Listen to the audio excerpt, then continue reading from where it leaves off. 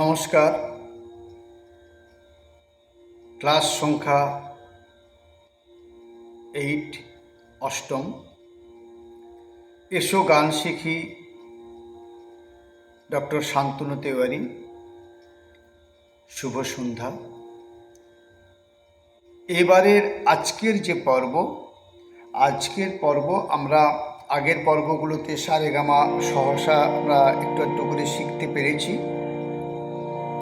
এরপরের ক্লাসটা হলো, আজকের যে ক্লাসটা হলো একটি রাগ আমরা শিখব।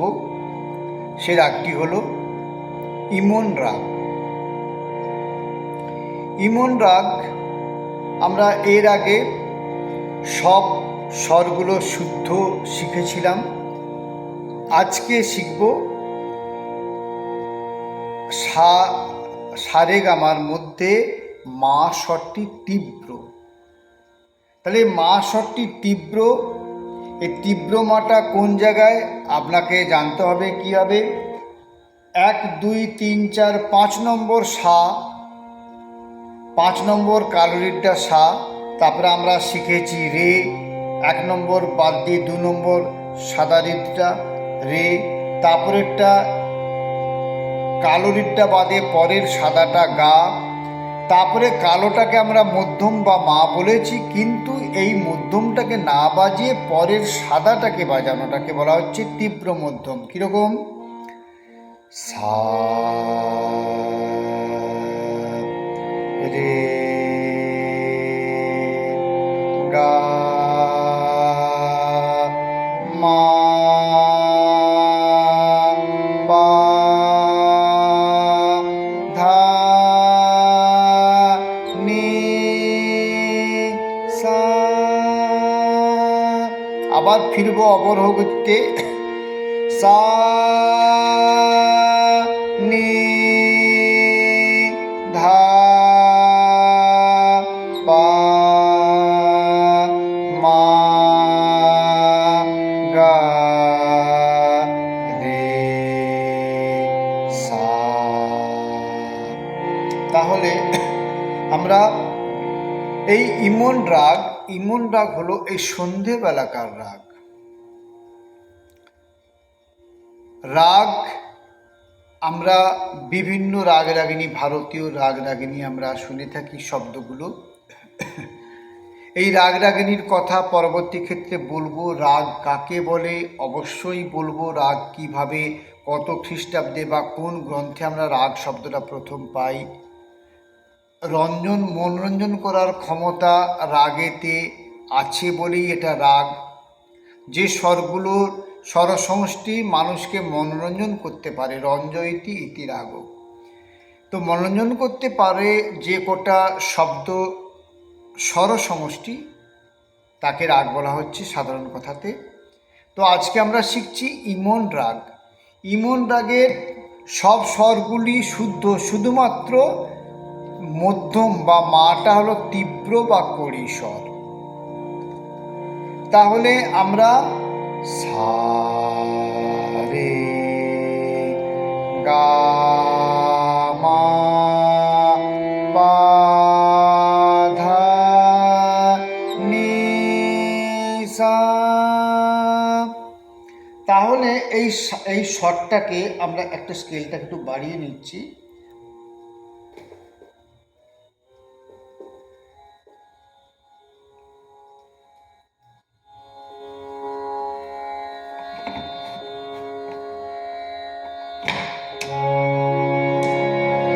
C sharp.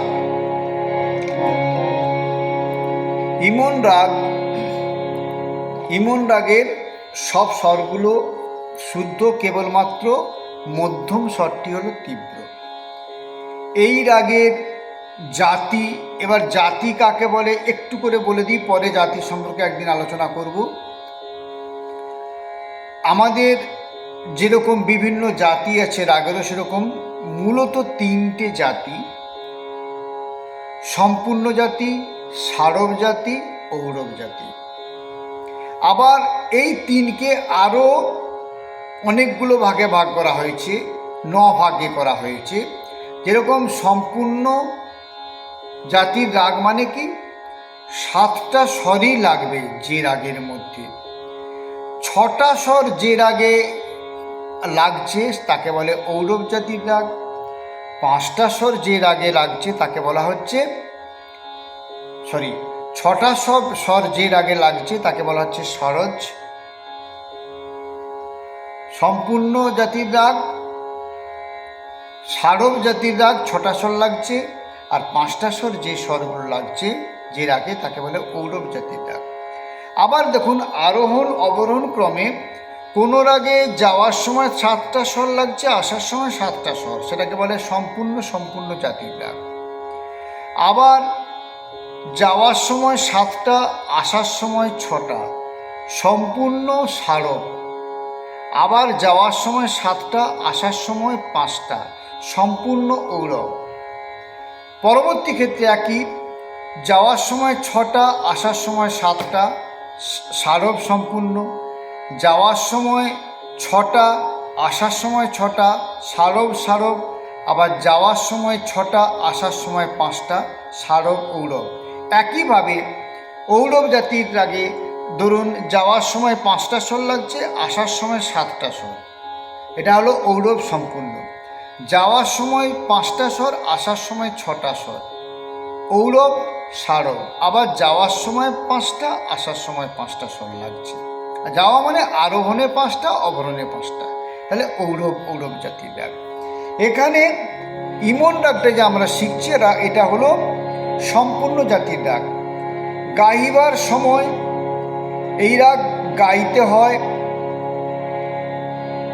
বিকেল 4টা থেকে সন্ধ্যে 7টার মধ্যে।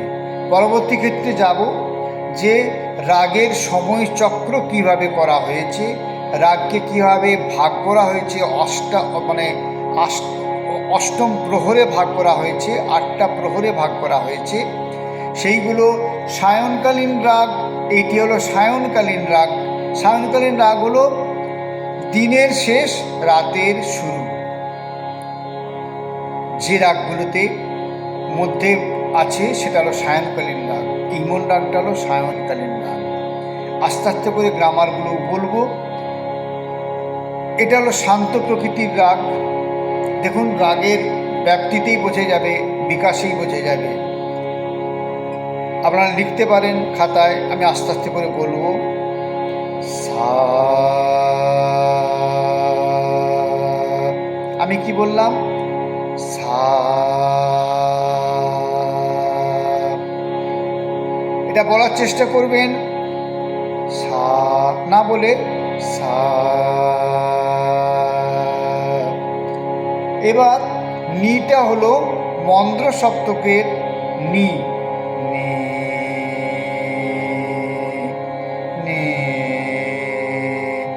ধা, সা,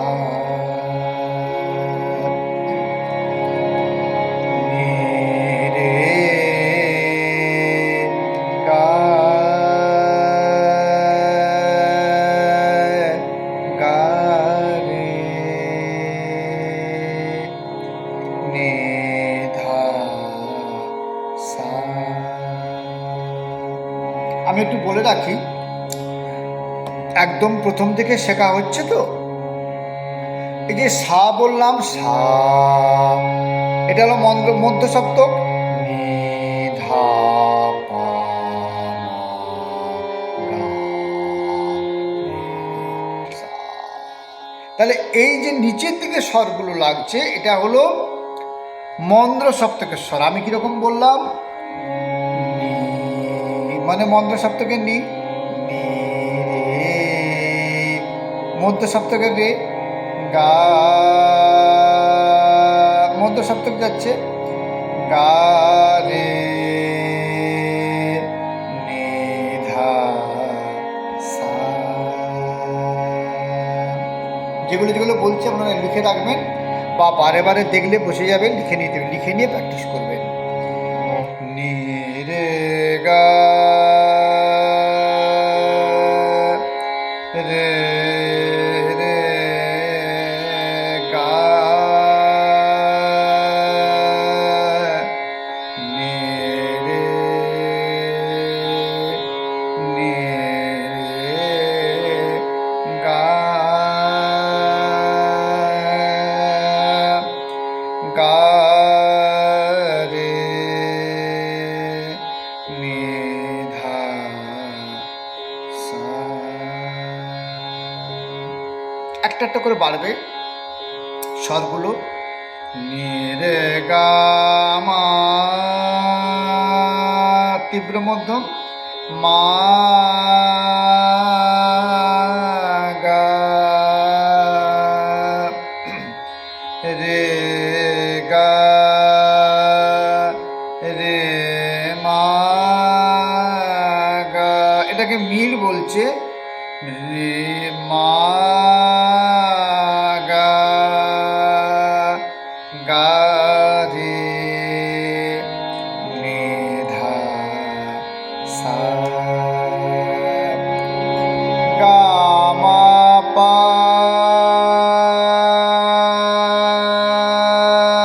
পা পা মা মা রে গা গা রে নি রে গা মা মা গা গা রে রে সা। এরপরে গা মা পা পা মন্দ সপ্তকের পা পা পা মা মা রে গা গা রে নি রে গা মা মা গা গা রে রে সা। গা মা পা মা ধা ধা রে নে রা পা পা মা গা গা রে নে রে সা। প্রসঙ্গত বলে রাখি, এই রাগের বাদী স্বর হলো গান্ধার, শুদ্ধ গান্ধার। বাদী স্বর কাকে বলে? রাগে ব্যবহৃত স্বরগুলির মধ্যে যে স্বরটি অন্যান্য স্বরের থেকে অধিক ব্যবহার করা হয়, বারে বারে প্রকাশ করা হয়, জোর দিয়ে প্রকাশ করা হয়, সেটাকে বাদী স্বর বলছে। এরপরে এই রাগের বাদীর পর আছে এই রাগের সমবাদী। নি স্বরটি হলো বা নিখাদ বা নিষাদ স্বরটি হলো, শুদ্ধ নিষাদ হলো সমবাদী সম্বাদী। সম্বাদী মানে রাগে যদি বাদী স্বরটা যতবার ব্যবহার করা হবে তার থেকে একটু কম স্বর ব্যবহার করা হবে, জোর একটু কম বা বাদীর থেকে কম দেয়া হবে। বাদী যদি বহুবার ব্যবহার করা হয় এটাকে একটু কম ব্যবহার করা হবে, সেটাকে বলছে সম্বাদী। এরপরে বাদী সমবাদী বাদে বাকি স্বরগুলো যেগুলো আছে সেগুলো হলো অনুবাদী স্বর। তাহলে আজকে এই পর্যন্ত থাক। পরবর্তী ক্ষেত্রে আমি আবার পরের বারে ইমনটা আবার শুরু করব, আলাপগুলো করব। আলাপ কাকে বলে বলবো। নমস্কার। এসো গান শিখি তে সবাই আসুন, গান শিখুন, আনন্দ পান। সাবস্ক্রাইব করুন। এসো গান শিখি, ডক্টর শান্তনু তিওয়ারি। নমস্কার, ভালো থাকুন, শুভ সন্ধ্যা।